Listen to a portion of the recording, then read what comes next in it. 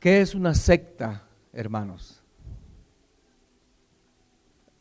Creo que ya lo mencionamos en algún día anterior, pero no sé si todos les quedó claro qué es una secta. Porque lo normal o lo común en la mente de las personas al oír esa palabra, una secta, lo que viene a la mente es, por lo general, un grupo pequeño de personas que creen y practican algunas cosas raras, a veces hasta siniestras, ¿verdad? Así medias feas. Eso es lo que viene a la mente al oír esa palabra, una secta. Pero hermanos, la verdad es que una secta es cualquier grupo religioso que creen y practican algo que hará que las personas que lo siguen van a terminar en el infierno. Eso es una secta. No importa que sea una denominación grande y que se autollamen ellos, se autodenominen como cristianos. Pero si su doctrina y su enseñanza y sus prácticas están guiando a multitudes de gente al infierno, eso es una secta. Por eso necesitamos pedir al Señor misericordia para poder tener una doctrina correcta, una doctrina pura. Amén. Quisiera en esta tarde iniciar una serie hablando acerca de la relación que existe entre Israel y la iglesia. El apóstol Pablo menciona, escribe que ese tema, la relación entre Israel y la iglesia, es un misterio. Y aunque la Biblia menciona en el Nuevo Testamento varias veces esa palabra, que es un misterio, también es un misterio que muchos cristianos no se interesen en eso. Si supiéramos nosotros que hay un tesoro escondido en la parte trasera de este lugar donde está edificado esta iglesia, allá atrás en el campo, ¿cuántos estarían interesados en encontrar ese tesoro? Pero qué misterio que muchos cristianos leen en la Biblia que hay un misterio escondido de Dios desde los tiempos antiguos, pero que Él lo ha revelado en este tiempo final, pero no se interesan en saber. Amén. Pero creemos que es muy importante este tema. Amén. Yo sé, y sé que ustedes también saben, que el hermano Marvin Byers escribió un libro acerca de el misterio, ¿verdad? Amén. Y él enfatiza que esta verdad, entender esto del misterio, vivir esto del misterio, es una cuestión de vida o muerte. ¿Sí lo captamos? De vida o muerte, hermanos. Por eso es que yo creo y sentí en mi corazón que es importante que repasemos esto, hermanos, porque es una cuestión que va a determinar nuestro destino eterno, si terminaremos en el cielo o si terminaremos en el infierno. Amén. Así de serio es el asunto, hermano. Así que yo creo que necesitamos averiguar, ¿no? ¿Qué es este misterio? Y por eso les mencioné en el mero inicio lo de qué es una secta. Porque hermanos, yo no sé si usted ha oído de primera mano que hay una cantidad grande de cristianos que desechan la idea de que Israel todavía es el pueblo escogido de Dios. ¿Cuántos han oído eso? Bueno, tal vez usted lo ha oído de predicadores o de enseñanzas, pero usted lo ha oído de primera mano de alguien cristiano, pero que de su boca está saliendo esa creencia. Decir, Israel ya no es el pueblo escogido de Dios. Nosotros, es lo que ellos dicen, ¿verdad? Lo que yo oí de predicadores que creen eso. Ellos dicen eso. Israel ya no es el pueblo escogido de Dios y nosotros no deberíamos buscar el bienestar de Israel. Para ellos ya Israel no es nada. ¿Y por qué tienen ellos esa idea? Porque ellos creen que el Señor rechazó a Israel cuando ellos crucificaron al Hijo de Dios. Es lo que ellos piensan, ¿verdad?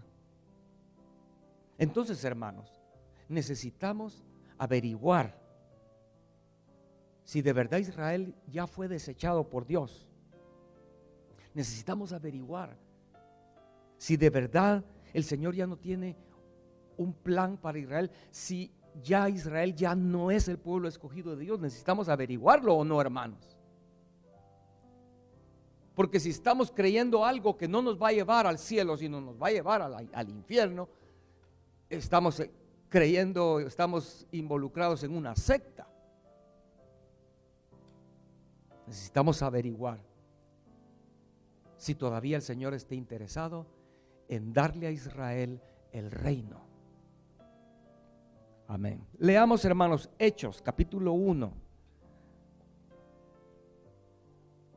Amén. Hechos, capítulo 1. Verso número 3. Leamos 1 al 3. En el primer tratado, oh Teófilo, hablé acerca de todas las cosas que Jesús comenzó a hacer y a enseñar, hasta el día que fue recibido arriba, después de haber dado mandamientos por el Espíritu Santo a los apóstoles que había escogido, a quienes también después de haber padecido, se presentó vivo con muchas pruebas indubitables, apareciéndoseles durante 40 días y hablándoles acerca del reino de Dios. Amén. Quiero que pensemos lo que está pasando aquí en este verso número 3. El Señor resucitó y dice aquí que Él pasó 40 días con sus discípulos, hablándoles acerca del reino de Dios. 40 días porque después de esos 40 días el Señor sabe que su hora ha llegado de regresar al cielo de donde vino. Y ahora Él aquí tiene 11 discípulos, los cuales Él va a dejar encargados para continuar la obra, el ministerio de Él. Amén. Por eso es que Él fue cuidadoso en escoger esos discípulos. Cuando Él escogió a Pedro, a Juan, Él sabía a qué personas estaba escogiendo, porque Él sabía que iba a llegar este día en que iba a dejarlos encargados de su obra. El éxito o el fracaso de todo lo que Jesús hizo, hermanos, de su ministerio, de su muerte en la cruz y resurrección, el éxito o fracaso de todo eso dependía ahora de esos hombres. Era una cosa seria, ¿no? Por eso dice en el verso número 2 que acabamos de leer, que Él les dejó mandamientos por el Espíritu Santo a los apóstoles que había escogido. Les dejó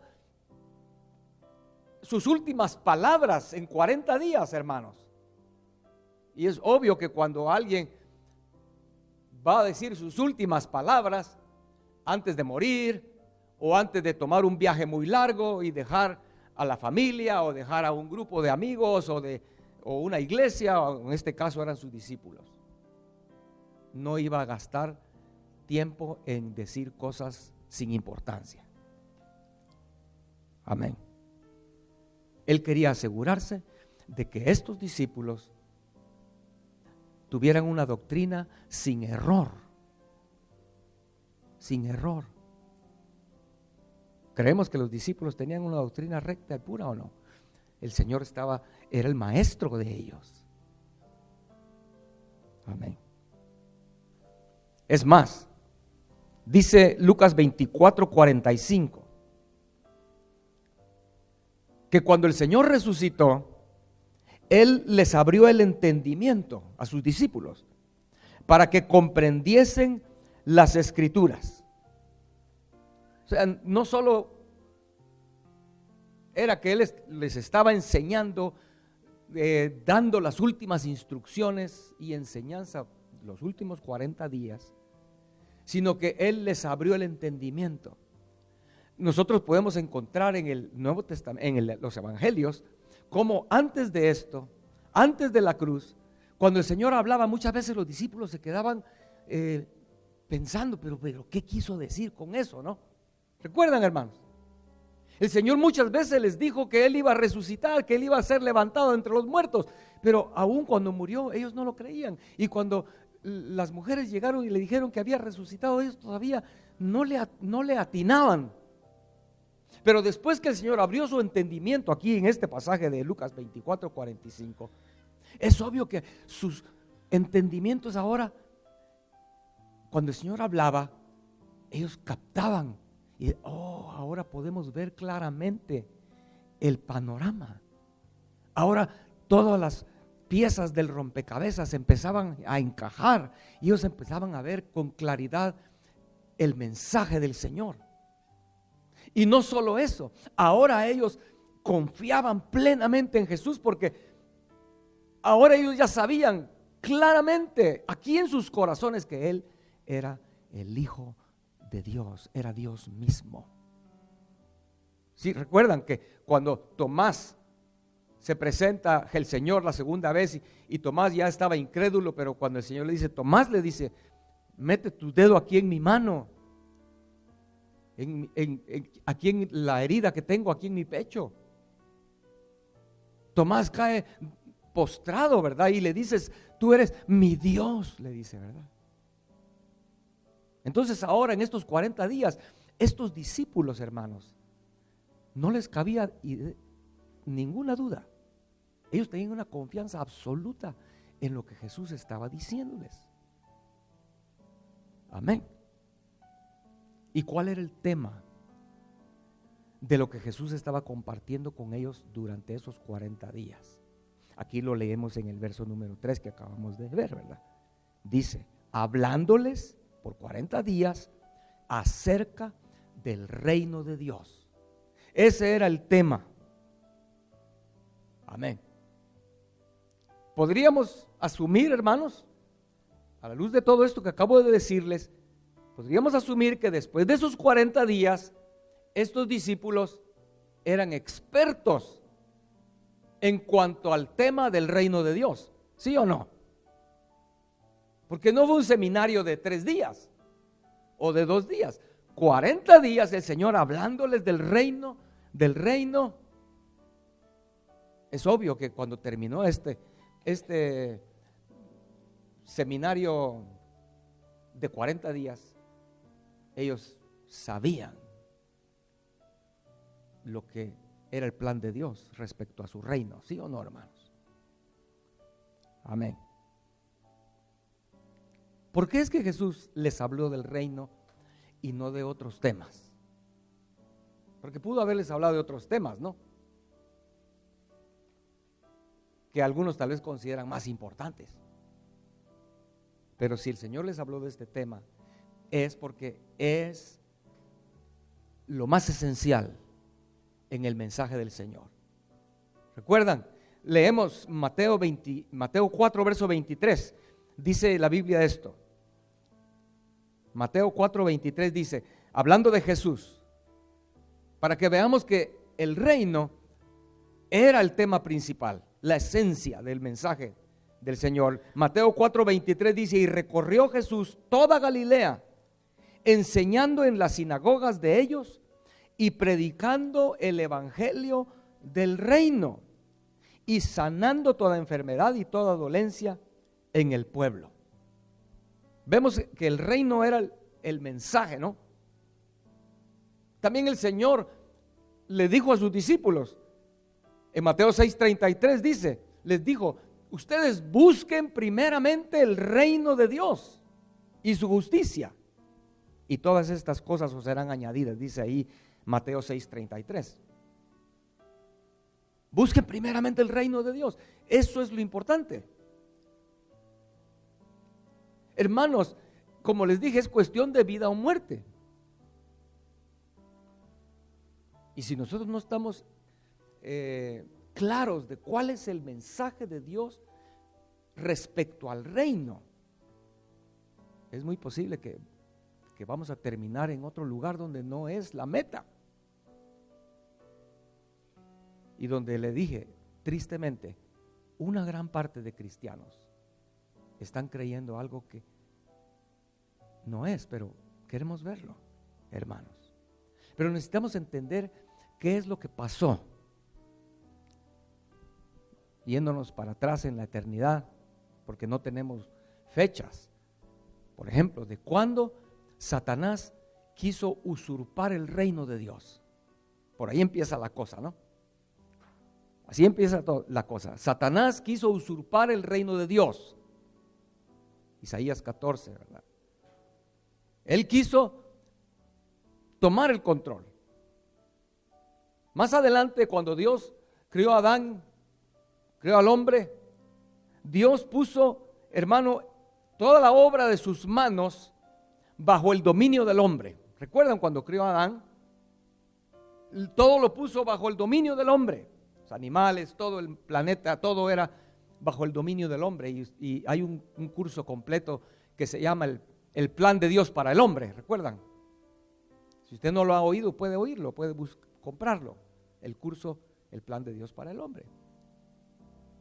Dios puso todo bajo el dominio del hombre, no solo la tierra, el reino, el universo. Pero Satanás logra meterse al Edén, y Satanás ahí en el Edén, hermanos, usurpó el reino. Recuerden ustedes lo que pasó, ¿verdad? Engañó a la mujer, Adán y Eva pecaron, y entonces Satanás viene a ser el príncipe de este mundo. Es lo que la Biblia dice en Juan 14, verso 30. Es lo que dice la Escritura. Jesús mismo lo dice. O sea, no es idea de alguien. Jesús mismo lo dijo. El príncipe de este mundo es Satanás ahora. Pero el plan de Dios, hermanos, es restaurar otra vez ese reino. Por eso Cristo murió en la cruz, y en la cruz Él venció a Satanás. Amén. Pero es un plan de volver el reino de Dios. Amén. Ahora, después de que es la caída de Adán, encontramos en la Escritura algo muy interesante, y es que aparece en escena, pues en la Biblia, en Génesis, Abraham, ¿verdad? Uno de los personajes importantísimos en esto que estamos hablando, del evangelio del reino. Abraham. A Abraham el Señor le da la promesa de que Abraham y su descendencia heredarían la tierra. Recuérdese, hermano, no pierda el enfoque de lo que estamos hablando en esta tarde. Necesitamos averiguar si Israel ya no es el pueblo escogido de Dios. Tú y yo necesitamos saberlo, necesitamos con la Escritura comprobarlo, porque tarde o temprano tú puedes encontrarte con alguien que te va a decir que Israel ya no tiene nada que ver.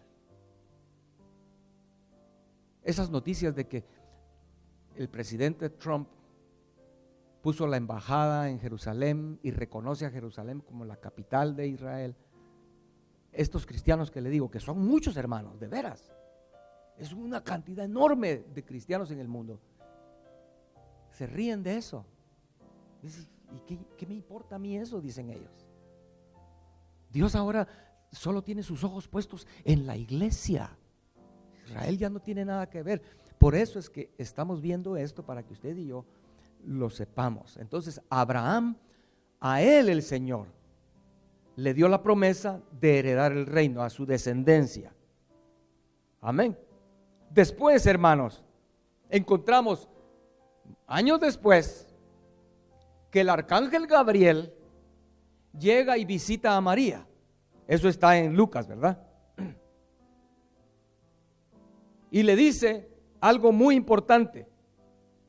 Le dice que Jesús va a heredar el trono de su padre David.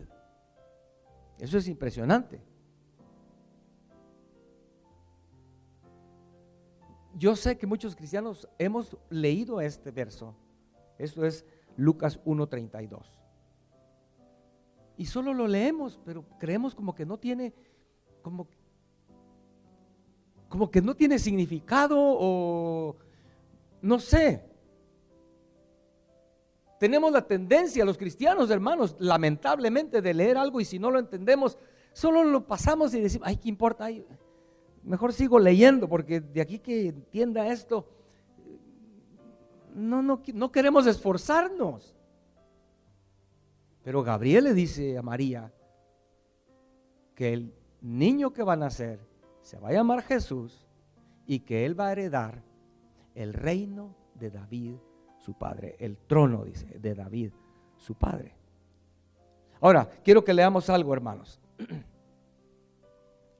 porque esta promesa a David la ignoran muchos cristianos. Vamos a 2 de Samuel y abra su Biblia, por favor, porque es mejor cuando nosotros lo leemos, cuando lo vemos. Amén.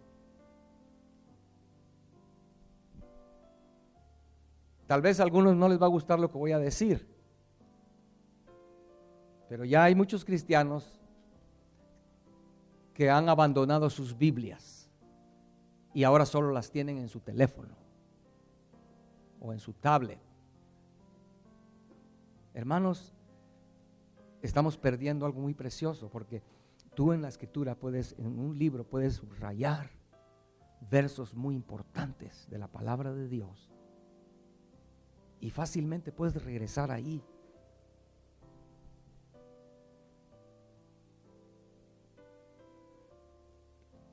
Las personas que hacen eso tienen sus Biblias llenas de no subrayados pasajes donde ellos han encontrado verdades preciosas de la palabra de Dios.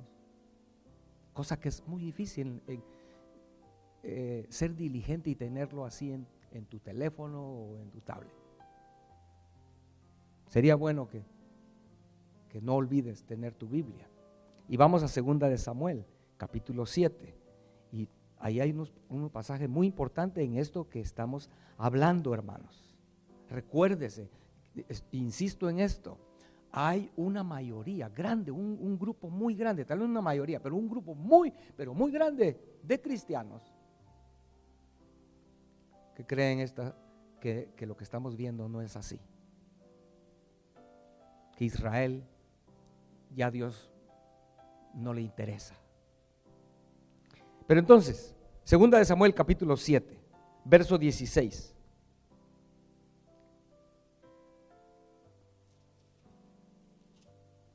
Dice la escritura: y será afirmada tu casa, estaba hablándole a David, y tu reino para siempre delante de tu rostro, y tu trono será estable eternamente.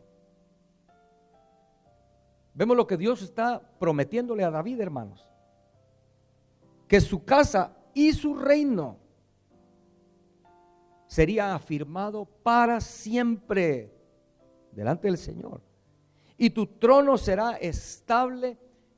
¿Qué dice ahí, hermanos? Eternamente. ¿Cómo podemos ahora decir entonces que ese reino de David prometido ya no? El Señor les había dicho que sí eternamente, pero ya no. Verso número, ahí mismo en este capítulo, más adelantito, verso 24.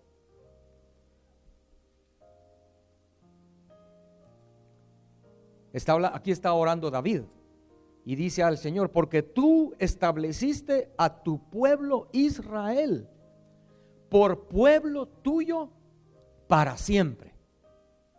Y tú, oh Jehová, fuiste a ellos por Dios. Pensemos solo este verso, hermanos. Porque tú has establecido a tu pueblo Israel como pueblo tuyo para siempre. Con razón, estos cristianos, que son muchos, líderes, maestros, teólogos, hermanos, dicen que ya no tenemos ni que leer el Antiguo Testamento, que ya no sirve para nada el Antiguo Testamento. ¿Por qué? Porque todos estos, así versos como este, no encajan con su doctrina.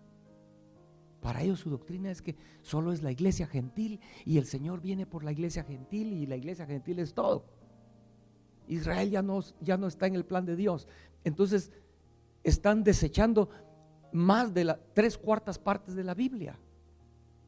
Ya no sirve, ya no lo leen, ya no lo predican. Por esto mismo que estamos leyendo aquí, por estos pasajes, ¿verdad? Amén.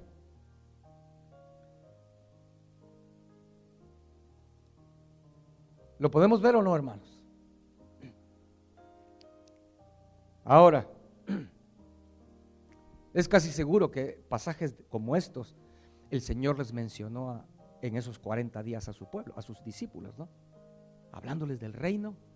Es seguro que el Señor les mencionó estos pasajes del Antiguo Testamento.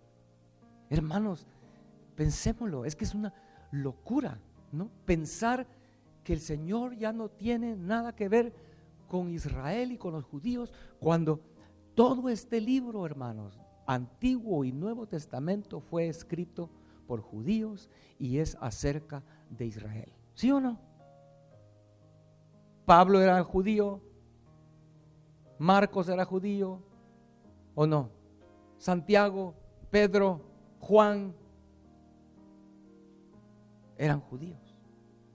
Este libro, todito, fue escrito y está escrito acerca de el pueblo de Dios, de su pueblo, Israel.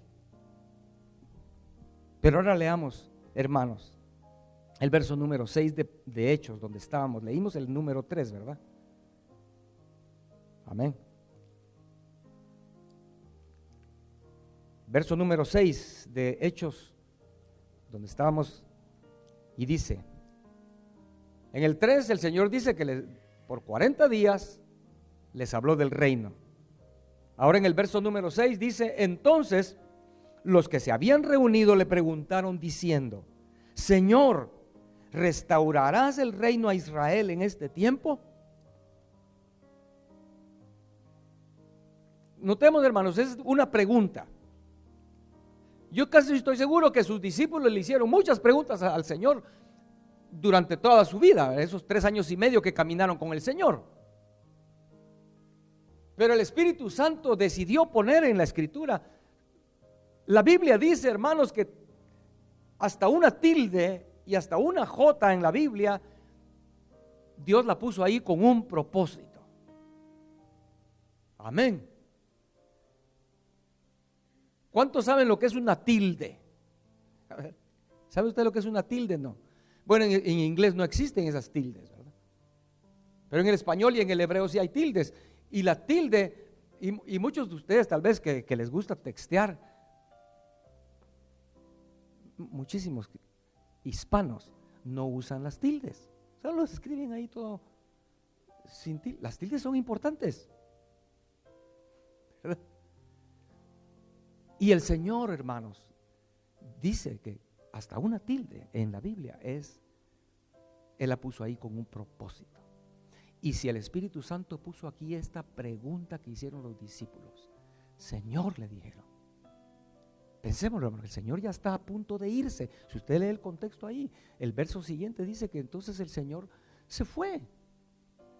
Antes de irse, ese mismo día, ellos le dicen, Señor, un momento, antes de que te vayas, ya nos hablaste 40 días del reino, pero no nos dijiste una cosa, Señor, ¿restaurarás el reino a Israel en este tiempo?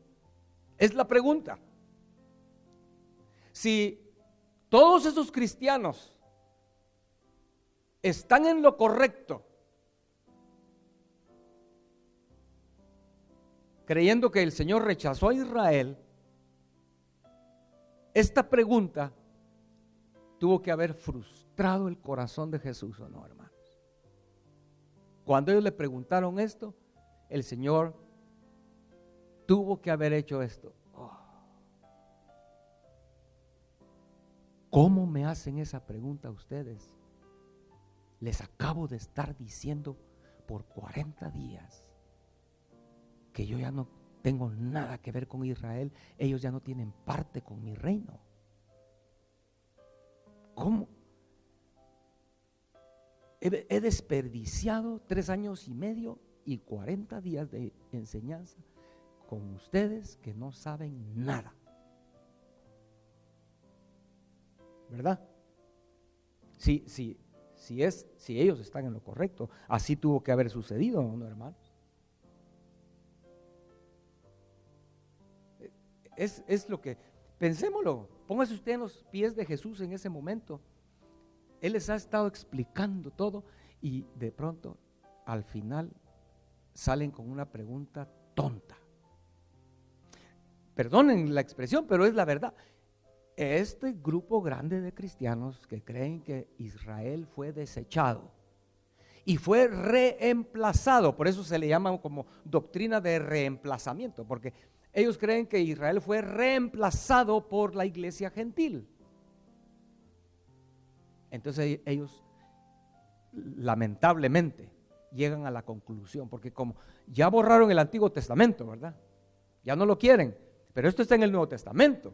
Entonces ellos dicen que estos discípulos le hicieron a Jesús una pregunta tonta. ¿Cómo pueden preguntar eso?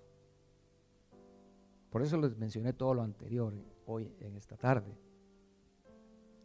Sus discípulos sabían bien lo que habían oído de Jesús. Él les había abierto el entendimiento para comprender las Escrituras. Y su pregunta no era una pregunta tonta, hermanos. Amén. Es obvio que lo que sucedió ahí, hermanos, no fue eso que acabo de decir. Ellos estaban ahí delante del maestro de maestros. Está bien cuando es un maestro malo, ¿verdad?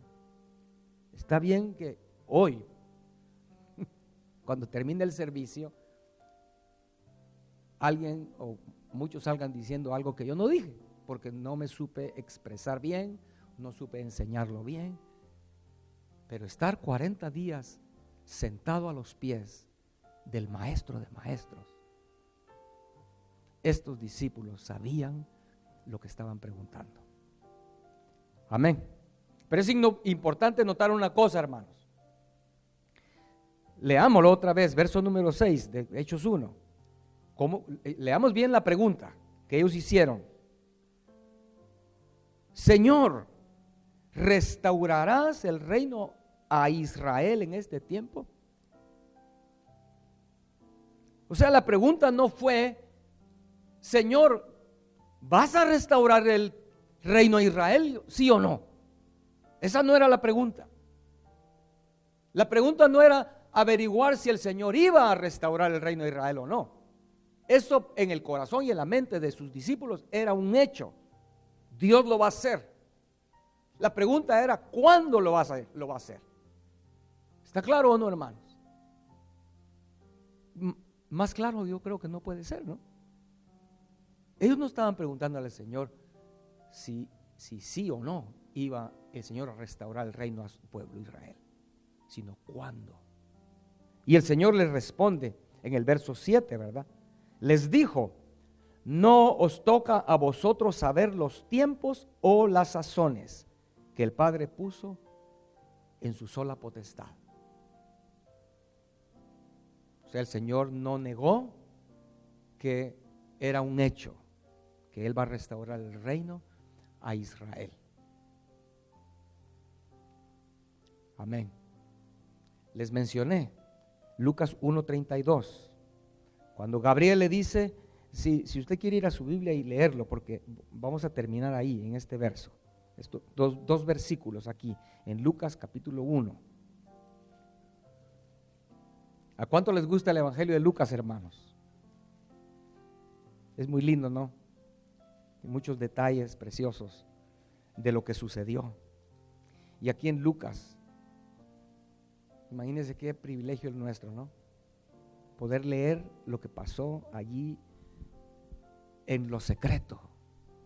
El arcángel Gabriel se le presenta a María. Y en el verso 32, el ángel Gabriel le dice, hablando de Jesús, porque en el verso 30 le dice, en el 31 le dice que su nombre será Jesús.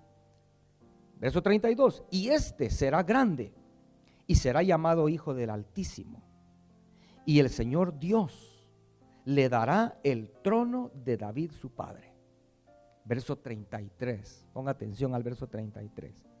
Y reinará sobre la casa de Jacob para siempre, y su reino no tendrá fin. Amén. Es interesante, hermanos, cuando el Espíritu Santo usa una palabra, debemos ponerle atención, porque nosotros a veces mencionamos Jesús, a veces mencionamos la palabra Jesucristo, o a veces solo decimos Cristo. Es el mismo personaje, ¿no? Es el Hijo de Dios o el Hijo del Hombre. Pero cuando leamos la Biblia, tenemos que poner atención, porque el Espíritu Santo no usa esos términos al azar. Pongamos aquí Jesús, pongamos aquí Cristo, pongamos aquí el Hijo del Hombre. El Espíritu Santo sabe por qué pone en qué momento la palabra Jesús, por ejemplo. Cuando leemos Jesús, el Espíritu Santo está enfatizando al hombre, el Hijo de Dios que se hizo hombre, humano, aquel hombre que se cansaba, que le daba hambre, que se entristecía, que lloraba. Amén, el Hijo del Hombre. Entonces aquí no es solo al azar que el Espíritu Santo puso Jacob. Amén. Volvamos a leer el verso 33. Hablando de Jesús, Él reinará sobre la casa de Jacob para siempre, y su reino no tendrá fin. ¿Cuántos pueden captar que el asunto de la relación entre la iglesia e Israel es cuestión de vida o muerte, hermanos? ¿Podemos captarlo en este verso? Porque si tú eres de las personas que cree que Israel ya no es el pueblo escogido de Dios, entonces tú estás desligándote del reino de Cristo, porque Cristo va a reinar, dice aquí. No está diciendo aquí que va a reinar sobre una iglesia gentil. Y no dice, porque los que creen esto, que Israel fue desechado, ellos se basan, una de sus bases pues, es cuando la Biblia dice que el verdadero judío es aquel que no es por sangre, hijo de Abraham, sino los que son de la fe de Abraham.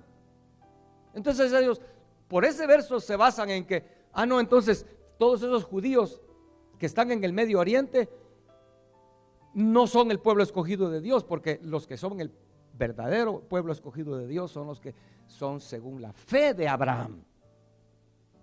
Ahora nosotros todos los gentiles. Por eso aquí el Espíritu Santo no pone a Abraham, sino pone la casa de Jacob. La casa de Jacob son sus 12 hijos, que son las 12 tribus de Israel. Cristo va a reinar sobre Israel. La pregunta de sus discípulos era muy clara y muy acertada. Sí, Dios va a restaurar el reino a la casa de Israel, a la casa de Jacob. Porque Jacob e Israel es el mismo personaje, ¿o no, hermanos? Es al que el Señor le dijo, ya no te llamarás Jacob, sino te llamarás Israel. Y dice, y su reino no tendrá fin. Entonces, ¿dónde vamos a quedar si no creemos que la casa de Israel aún está en el plan de Dios? ¿Dónde vamos a terminar? Vamos a estar separados, hermanos, y terminaremos en el infierno. Amén. Por eso es que es importante esto, hermanos. Pongámonos de pie, por favor, en esta tarde.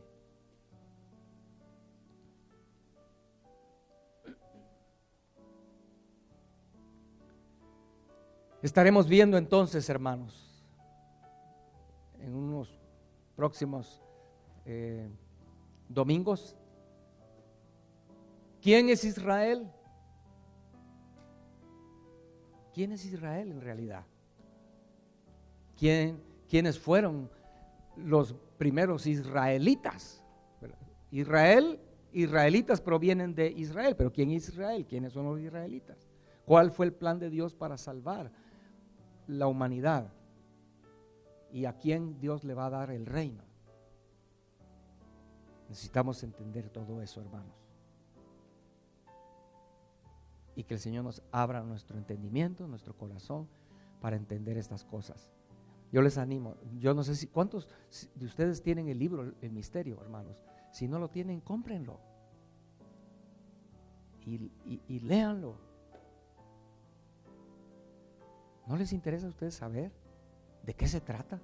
El misterio de Dios escondido desde desde la antigüedad, pero que ahora ha sido revelado. Amén. Cerremos nuestros ojos, hermanos.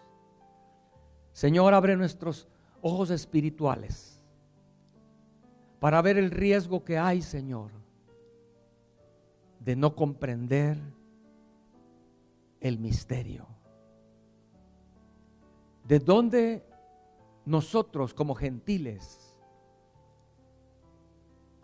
tomamos parte en tu plan, sabiendo, Señor, que tu pueblo Israel no ha sido desechado. ¿Dónde encajamos nosotros como la iglesia? Personas que no somos judíos de sangre, pero que por la fe de Abraham somos verdaderos israelitas. Señor, abre nuestro entendimiento para comprender el misterio, Señor, y para llegar a tener, por tu gran misericordia, una doctrina correcta, Señor. Señor, te pedimos también, yo te pido por tantos cristianos que han sido engañados y están creyendo una doctrina que los separa, los arranca del árbol verdadero que es Israel. Abre el entendimiento de ellos y abre el entendimiento nuestro para comprender quién es ese árbol, quién es Israel. Muchas gracias te damos, Señor, en esta tarde. Amén. Amén. Dios les bendiga, hermanos.